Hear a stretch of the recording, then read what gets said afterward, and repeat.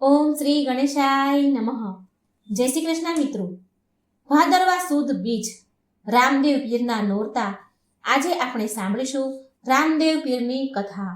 જન્મથી લઈને રામદેવ પીરની સમાધિ સુધીની કથા સાંભળીશું અને મિત્રો આપણા જન્મના પાપ બાળીને નષ્ટ કરીશું. તો મિત્રો ખૂબ જ પાવન પવિત્ર આ વાર્તા છે. બને એટલી શેર કરજો. વિડીયો સારો લાગે તો લાઈક જરૂર કરજો. કોમેન્ટ બોક્સમાં જય રામદેવ પીરનું નામ પણ જરૂર લખજો. એટલી સરસ કથા છે કે રોમ રોમમાં ભક્તિમય થઈ જશે, ભક્તિ જાગશે. તો મિત્રો ચાલો આપણે સાંભળીએ. જય રામા પીર. આજે આપણે રામદેવ પીરની વાર્તા અને વ્રત વિશે જાણીએ. રામદેવ પીરનો જન્મ ક્યાં અને કેવી રીતે થયો એની થોડી ઘણી ઝાંખી આપણે કરીશું. રામદેવ પીર. રામદેવ પોખરણના રાજા અજમલરાય અને મીનળદેવના પુત્ર વિરમદેવના વીર અને સગુણાના ભાઈ તેમજ રણુજાના રાજા તરીકે ઓળખાય છે. એક વખત પોખરણ ગઢના રાજા અજમલરાયજી તેમના સૈનિકો અને સેનાપતિ સાથે નગર ચર્ચા કરવા નીકળે છે અને સેનાપતિ પૂછે છે કે મહારાજ આટલા વેલા નીકળવાનું કારણ શું? મહારાજ અજમલરાયજી કહે છે કે ઘણા સમયથી નગર ચર્ચા કરવા નથી નીકળ્યો, નગર ચર્ચા કરી નથી, લોકોના હાલ ચાલ પૂછ્યા નથી, જાણ્યા નથી. તો આજે હું પોખરણ ગઢની પ્રજાના હાલ ચાલ જાણવા માટે જઈ રહ્યો છું. પોખરણ એ મારવાડમાં આવેલું છે. પોખરણ ગઢના રાજા અજમલરાયજી એક દયાળુ રાજા છે. એમના પુત્ર સમાન પ્રજાને પ્રેમ કરે છે. પ્રજા એમના મન એમના પુત્ર સમાન છે, પણ એમની પ્રજા એમના માટે કંઈક જુદું જ વિચારે છે. જ્યારે નગર ચર્ચા કરવા આવ્યા ત્યારે ખેડૂત ભાઈઓ ખેતરમાં વાવણી કરવા જઈ રહ્યા હતા અને અચાનક જ રાજાને આવતા જોઈ અને ઊંધું ફરીને મોઢું ફેરવીને ઊભા રહી ગયા. રાજાએ અજમલરાયે પૂછ્યું, કેમ ભાઈઓ, તમે મને જોઈને આમ ઊંધા કેમ ફરી ગયા? કેમ ઊંધા ફરીને ઊભા છો? જે હોય તે સાચું કહેજો. એટલે ખેડૂત ભાઈએ કહ્યું, મહારાજ ભૂલ થાય તો માફ કરજો, પણ આજે અમે વાવણી કરવા જતા હતા અને તમારા દર્શન થયા, પણ તમારા દર્શન તો અમારા માટે અપશુક નિયાળ છે કહેવાય, કારણ કે તમે વાંજ્યા છો.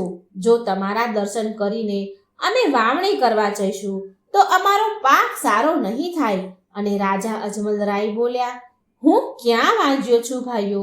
મારા ઘરે તો ત્રણ દીકરીઓ છે, લાશા, લક્ષ્મી અને સગુણા. ત્યારે ખેડૂત ભાઈ કહે છે, મહારાજ દીકરી તો પારકી થાપણ કહેવાય, એને તો પરણીને પારકે ઘેર જવું પડશે.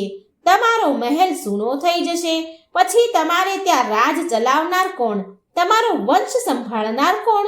આ સાંભળી અજમલરાય ખેડૂતોની માફી માંગી પાછા વળે છે અને મહેલમાં ચૂપચાપ ફર્યા કરે છે.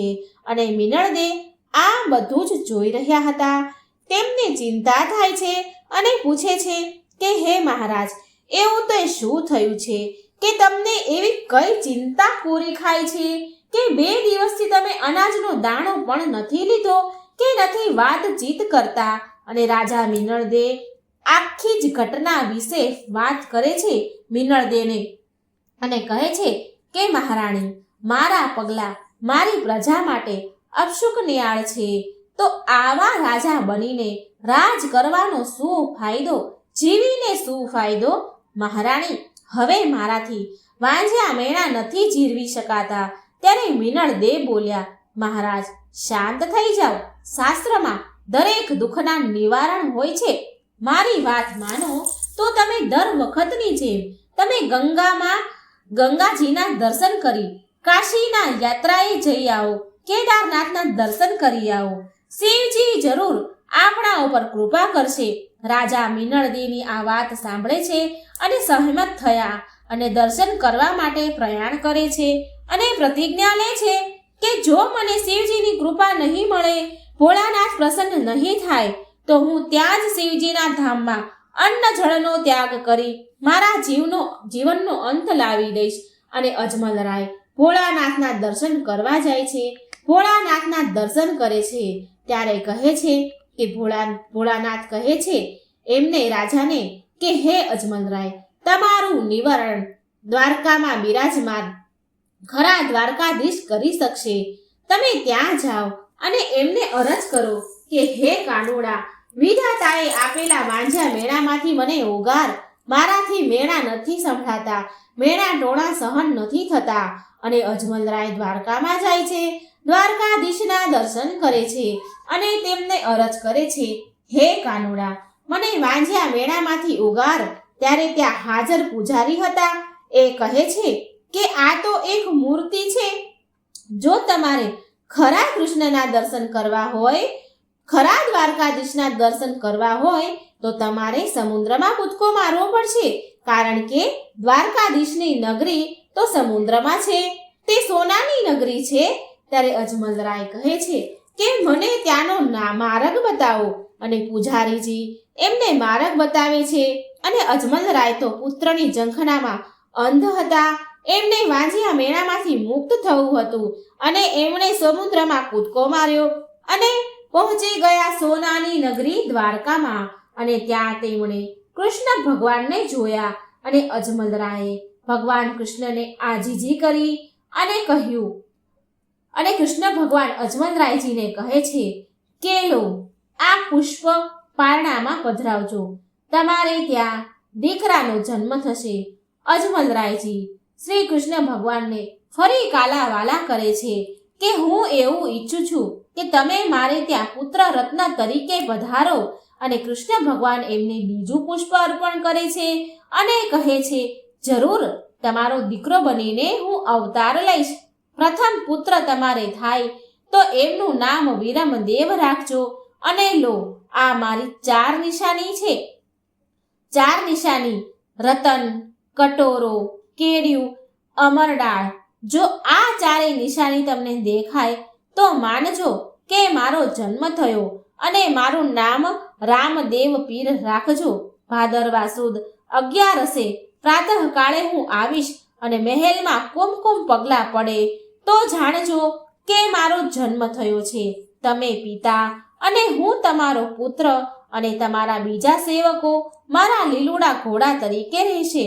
અને પછી અજમલરાય ખુશ થઈને બંને પુષ્પ લઈને પોખરણગઢ પણ પાછા ફર્યા. અને ભાદરવા સુદ 11 કૃષ્ણ ભગવાનનો જન્મ થાય છે અને એમનું નામ રામદેવ પીર રાખવામાં આવ્યું.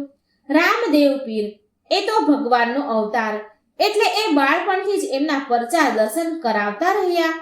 ધીમે ધીમે રામદેવ પીર મોટા થયા અને એમના માટે ઉમરકોટના રાજા સોઢા રાવની દીકરી નેતલદેનું માંગુ આવે છે. ઉમરકોટથી ઘર મહારાજ પોખરણગઢ પધારે છે અને કહે છે, હે અજમલરાય, રામદેવ પીરના પરચા આખા ભારત વર્ષમાં પ્રસિદ્ધ થયા છે. એમની પ્રશંસા સાંભળીને નેતલદે તેમને મનોમન વરી ચૂક્યા છે અને જીદ લઈને બેઠા છે કે પરણીશ તો રામદેવજીને, નહીતર આજીવન કુંવારી રહીશ. પણ મહારાજ સોઢા નરેશને એની ચિંતા થાય છે, કારણ કે નેતલદે જન્મથી અષ્ટાંગ, એમનું પૂરું શરીર વક્ર ગતિએ છે અને દેખાવે કદરૂપા છે. એટલે બિચારા પુત્રની જીદ આગળ લાચાર થઈ ગયા છે. પુત્રીની જીદ આગળ લાચાર છે અને ભગવાનની પ્રતિમા સામે આંસુડા સારે છે. મહારાજ, આપના પુત્ર તો સ્વયં દેહધારી પરમાત્મા છે, એટલે જરૂરથી સોઢા રાવની ચિંતા દૂર કરશે. રાજકુમારી નેતલદેનો ઉદ્ધાર કરશે. રાજા અજમલરાય કહે છે, હે સોઢા રાજન, ને ચિંતા કરવાની જરૂર નથી, કારણ કે જગતનું સંચાલન કરનાર નેજાધારી નાથને જે મંજૂર હશે તે જ થશે. એને કોણ રોકી શકે, કોણ અટકાવી શકશે? અજમલરાયજી કહે છે કે ગોર મહારાજ, તમે સાથે લાવેલ શ્રીફળ અને સુકનની મીઠાઈ અમને મંજૂર છે. સોઢા કુળની સુકનવંતી કન્યા આ પોખરણગઢને સ્વીકાર છે અને પોખરણગઢને ઉજાગર કરશે. ભૂદેવ, સોઢા રાજને કહેજો કે લગ્નની તૈયારી કરી દે અને જાન લઈને આવી પહોંચીશું. લગ્નની તૈયારી થઈ ગઈ છે આખું પોખરણગઢ લગ્નની તૈયારી કરી રહ્યું છે અને આનંદ વિભોર થઈ ગયું છે, ઝૂમી રહ્યું છે. પણ રામદેવ પીર ઉદાસ છે. જ્યારે માતા મિનળદેવ પૂછે છે, શું થયું મારા રામદેવ લાલને? ત્યારે રામદેવજી કહે છે કે માં, મારી 2 બહેનો લાશા અને લક્ષ્મી મારા લગ્નમાં આવી હોય અને મારી મોટી બહેન સગુણા આવી ન હોય તો ઘર બાર સૂના લાગે ને માં. માં કહે છે, વર્ષો થયા સગુણાના સાસરિયા પઢિયાર સાથે મતભેદ થયા પછી ત્યારથી પિયર નથી મોકલતા. તમારા બહેન તમારા લગ્નમાં આવવા માંગતા હોય તો પણ કેવી રીતે આવે? ત્યારે રામદેવજી કહે છે, પણ માં, સગુણાને કંકોત્રી તો મોકલવી પડશે. માં કહે છે, લગ્ન તો નજીક આવી ગયા છે. ત્યારે રામદેવજી કહે છે, મારો સેવક રત્ન રાયકો એને બોલાવીને કંકોત્રી મોકલી આપીશું આપણે. એ પવન વેગે આ કંકોત્રી પિંગળગઢ જઈને પહોંચાડી આવશે અને સગુણાને લઈને પાછો આવશે. રામદેવ કહે છે, રત્ના રાયકા, લો કંકોત્રી અને તમે સગુણાને પહોંચાડી દો. રત્ન રાયકા મૂંઝાય છે. ત્યારે રામદેવ પીર કહે છે, તમે જરા પણ મૂંઝાશો નહીં અને આવતીકાલે સવારે તમે પિંગળગઢ હશો અને બીજા દિવસે રત્ન રાયકો કંકોત્રી લઈને પિંગલગઢ દરબારમાં પહોંચી જાય છે અને ત્યાં તેનો ઉપહાસ કરવામાં આવે છે. તેમને જેલમાં કેદી બનાવવામાં આવે છે. પણ રત્ન રાયકો તો હસતા મોઢે રામદેવ પીરનું નામ રટતો રહે છે અને પિંગળગઢના રાજાને પરચો મળ્યો. તેને સગુણાને રત્ન રાયકા સાથે પોખરણગઢ રામદેવ પીરના લગ્નમાં જવાની મંજૂરી આપી અને પઢિયાર રાજાએ રામદેવ પીરની માફી માંગી. સગુણાનો તો હરખ માતો નથી, વીરના લગ્નમાં જઈ રહી હતી. પણ વિધાતાને તો કંઈક અલગ જ મંજૂર હશે. માર્ગમાં વિઘ્ન આવ્યું. દિલ્હીના બાદશાહને જાણ થઈ કે સગુણા એમના વીર રામદેવ પીરના લગ્નમાં જઈ રહ્યા છે અને એમને રામદેવ પીરના પરચા જોવા હતા. એટલે એમણે પોતે સગુણાનો માર્ગ રોકવા પોતાના પઠાણોને મોકલ્યા અને કહ્યું કે જંગલમાં સુમસામ જગ્યાએ બેન સગુણાનો માર્ગ રોકજો. અને પઠાણોએ એવું જ કર્યું. એ જ પ્રમાણે જંગલમાં સુમસામ જગ્યાએ સગુણાનો માર્ગ રોક્યો અને સગુણાના દાગીના લૂંટી લીધા અને બેન સગુણાએ પોતાની લાજ બચાવવા પોતાના દાગીના આપી પણ દીધા અને પોતાના વીર રામદેવ પીરને રક્ષા માટે અરજ કરી અને રામદેવ પીરનો પરચો થયો. લૂંટારાઓની આંખો અંજાઈ ગઈ. હવે 3 લૂંટારાઓનો વધ થયો અને ચોથા લૂંટારાએ માફી માંગી અને રામદેવ પીરે એને માફ કર્યો અને પૂછ્યું, આવું કરવાનું કારણ શું છે? ત્યારે લૂંટારાઓએ કહ્યું કે દિલ્હીના રાજાએ મને અહીં મોકલ્યો હતો. એમને તમારા પરચાના દર્શન કરવા હતા. અને રામદેવ પીરે એ લૂંટારાને માફ કરી અને રામદેવ પીરે દિલ્હીના રાજાને પરચો આપ્યો. એને ઊંઘમાંથી જગાડ્યો. દિલ્હીનો રાજા ગભરાયો, માફી માંગી અને રામદેવ પીરે એને માફી આપી, દર્શન આપ્યા અને કહ્યું કે હે બાદશાહ, હવે કોઈ દિવસ ન બોલતો કે હિન્દુસ્તાનની પ્રજા કે તારા માટે દીકરો કે દીકરી છે. અને રામદેવ પીર પરચો આપીને પાછા પોખરણગઢ જાય છે. હવે રામદેવ પીરની જાન જોડાય છે, પણ બહેન સગુણા જાનમાં નથી જઈ શકતી, કારણ કે તેને વારે ઘડીએ એમની સાસુના શબ્દો યાદ આવે છે કે જેવા જાવ છો તેવા જ આવજો. અને અહીં સગુણાનો દીકરો બીમાર પડે છે. અહીં નેતલદેવ પણ કલ્પાંત કરે છે કે તેમણે પ્રભુનું રામદેવ પીરનું જોતર બગાડ્યું. અને આ કલ્પાંત જોઈને રામદેવ પીર તેમને પરચો બતાવીને નેતલદેવને સ્વસ્થ કરે છે. ઉમરકોટમાં રામદેવ પીરનો પહેલો ફેરો ફરાય છે અને પોખરણગઢમાં સગુણાના દીકરાના છેલ્લા શ્વાસની ગણતરીઓ થાય છે. જ્યાં રામદેવ પીરનો બીજો ફેરો ફરાય છે ત્યાં સગુણાના દીકરાનું મૃત્યુ થાય છે અને રુદન કરે છે અને કહે છે કે જો મને આવી જાણ હોત તો હું પિંગલગઢથી રામદેવ પીરના લગ્નમાં ન આવી હોત. અને રામદેવજી લગ્ન વિધિ પતાવીને આવે છે અને પોખરણગઢ આવીને કહે છે, બહેન સગુણા ક્યાં છે? ક્યાં છે મારો ભાણિયો? ક્યાં છે? તારો મામો બોલાવે છે. સગુણા આક્રંદ કરી રહી છે. વીરા, હવે એ નહીં ઉઠે. એ કાયમ માટે સૂઈ ગયો છે. પણ આ તો રામદેવ પીર છે, પરચો બતાવ્યા વગર રહે નહીં. અને એમણે ભાણિયાને સજીવન કર્યો. પણ લગ્નનો થોડા સમય થતાં જ અજમલ રાયને સપનું આવ્યું અને સપનામાં શ્રી કૃષ્ણ ભગવાન દેખાય છે કે એમની સાથે વાત જ કરી રહ્યા હોય છે. ત્યાં લીલુડા ઘોડે રામદેવ પીર સવાર થઈને આવે છે અને કૃષ્ણ ભગવાનમાં સમાઈ જાય છે. અને અજમલ રાય તો અચાનક ઊંઘમાંથી જાગી ઉઠ્યા અને મિનળદે પૂછી રહ્યા છે કે શું થયું રાજન? કેમ આટલા ગભરાયેલા છો? ત્યારે અજમલ રાય કહે છે કે મને સપનું આવ્યું છે. સપનામાં કૃષ્ણ ભગવાન આવ્યા, મને દેખાયા ભગવાન, અને અચાનક જ રામદેવ પીર લીલુડા ઘોડે આવીને એમનામાં સમાઈ ગયા. અને ત્યાં ડાલીબાઈ પણ ઊભા હતા. ત્યારે મિનળદે કહે છે, અરે હા ડાલીબાઈ એ તો રામદેવ પીરની પરમ ઉપાસક છે. એ દર માસે બીજનો પાઠ કરે છે અને એ ગામની ગાયોને ચરાવીને ગુજરાન ચલાવે છે. ત્યાં તો રામદેવ પીર પ્રગટ થયા અને કહે છે કે મારી લીલાની અવધિ હવે પૂર્ણ થાય છે અને ભાદરવા સુદ 11 હું સમાધિ લઈશ.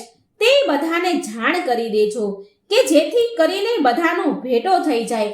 બધા સમાધિની તૈયારીઓમાં વ્યસ્ત થઈ જાય છે અને પછી દોડા દોડ કરતા હોય છે. ત્યાં ડાલીબાઈ એક જણને પૂછે છે કે આ શેની તૈયારીઓ થઈ રહી છે? ત્યારે એ કહે છે, ત્યારે ત્યાંના લોકો કહે છે કે અરે ડાલીબાઈ, તમને ખબર નથી? તમે તો રામદેવ પીરના પરમ ઉપાસક છો, તમે એમના ભક્ત છો, તો તમને જાણ નથી કે રામદેવ પીર ભાદરવા સુદ 11 સમાધિ લઈ રહ્યા છે. આ એની તૈયારીઓ થઈ રહી છે બધી. અને ડાલીબાઈને આ વાતની જાણ થતા એ રામદેવ પીર પાસે આવે છે અને કહે છે, ભૂલી ગયા મને? તમારી ભગતને ભૂલી ગયા? તમારા વગર હું એકલી કેવી રીતે રહીશ? પ્રભુ, આ સમાધિમાં તો હું જ લીન થઈશ. જ્યારે ત્યાં ઉપસ્થિત લોકોએ કહ્યું કે અરે, આ સમાધિ તો રામદેવ પીરની છે, તમે આમાં કેવી રીતે આવો? ત્યારે ડાલીબાઈ બોલ્યા કે મારો ત્રિકમનો ઘા અને એમાંથી કાંગસી, દોરો અને ચૂડી નીકળે તો માનજો કે આ મારી સમાધિ છે, અને જો એમાંથી પીતાંબર નીકળે તો માનજો કે આ રામદેવ પીરની સમાધિ છે. અને ત્યાં ઉપસ્થિત ભક્ત હતા, જેમાંથી એક ભક્તજને ત્રિકમનો ઘા કર્યો જમીન પર, અને અંદરથી કાસ્કી, દોરો અને ચૂડી નીકળ્યા. અને પછી ડાલીબાઈએ એમાં સમાધિ લીધી. અને રામદેવ પીરે તેમને વચન આપ્યું કે હે ડાલીબાઈ, ભાદરવી સુદ 9 તમે સમાધિ લીધી છે, અને ભાદર સુદ 11ના દિવસે તમારાથી 10 ફૂટ દૂર મારી સમાધિ હશે. હું સમાધિમાં લીન થઈ જઈશ. આટલું સાંભળીને ડાલીબાઈ સમાધિમાં લીન થઈ ગયા. 11નો દિવસ આવ્યો, રામદેવ પીરની સમાધિ લેવાનો દિવસ. અને રામદેવ પીરજીએ છેલ્લું વચન આપ્યું કે દર વર્ષે મહા અને ભાદરવા સુદ માસમાં 10મ અને 11નો રણુજામાં મેળો ભરજો. ત્યારથી જ રણુજામાં રામદેવ પીરના મેળો ભરાય છે અને ત્યારથી જ રામદેવ પીર રણુજાવાળા પ્રસિદ્ધ થાય છે. મને જ્યાં જ્યાં ગુગળનો ધૂપ અને ધોળી ધજા ફરકતી હશે મારી, ત્યાં ત્યાં હું હાજર રહીશ, ભક્તની ભેળો રહીશ અને તેમના અણધાર્યા બધા જ કામ સફળતાપૂર્વક પૂર્ણ કરીશ. આ તો હતી મિત્રો રામદેવ પીરની કથા, એમના જન્મની, એના સમાધિની કથા, એમના પરચાની વાત. પણ હવે આપણે વાત કરીએ રામદેવ પીરના નેજા, રામદેવ પીરના નોરતાની વાત, અણેજાની વાત. બાબા રામદેવ પીરનું વ્રત ભાદરવા સુદ બીજથી લઈને 11 સુધી લેવાય છે. કહેવાય છે કે કળિયુગમાં રામદેવ પીર એ હાજરા હજુર દેવ છે, અને એટલે જ એ હાજરા હજુર દેવ તરીકે પણ પૂંજાય છે. આ વ્રતમાં નકોરડા ઉપવાસ કરવામાં આવે છે, અને નકોરડા ઉપવાસ ન થઈ શકે તો એક ટાણું પણ કરી શકાય છે. આ વ્રત કરવા માટે સૌ પ્રથમ આપણે સવારે વહેલા ઉઠીને નાહી ધોઈને એક લાકડાના બાજોટ ઉપર લીલું કપડું પાથરીને એની ઉપર કોઈ પણ એક ધાન લેવાનું અને આ ધાન પર આપણે રામદેવજીના ફોટાને બિરાજમાન કરવાના અને એની બાજુમાં આપણે ભાલાનું પણ સ્થાપન કરવાનું છે.